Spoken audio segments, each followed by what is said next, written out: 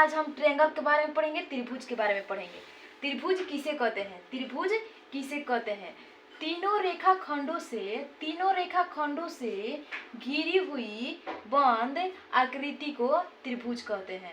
और देखिए यहाँ पे तीनों ओर से घिरा हुआ है, इसे हम त्रिभुज कहते हैं। अब देखिए त्रिभुज में तीन कोण तथा 3 भुजाएं यानी 6 भाग होता है। अब हम आएंगे त्रिभुज भुजा के आधार पर त्रिभुज 3 प्रकार के होता है। पहला समबाहु त्रिभुज होता है, दूसरा समद्विबाहु त्रिभुज होता है और तीसरा विषमबाहु त्रिभुज होता है। अब हम आएंगे समबाहु त्रिभुज किसे कहते हैं? जिस त्रिभुज की तीनों भुजाएं समान लंबाई की हो उसे समबाहु त्रिभुज कहते हैं। देखिए अब यहाँ पे बनाया गया है।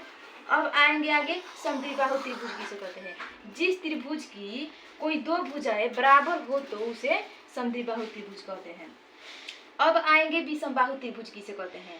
जिस त्रिभुज की तीनों भुजाएं भिन्न भिन्न लंबाई की हो उसे विषमबाहु त्रिभुज कहते हैं। यहाँ पे बनाया गया है, आप लोग देख सकते हैं।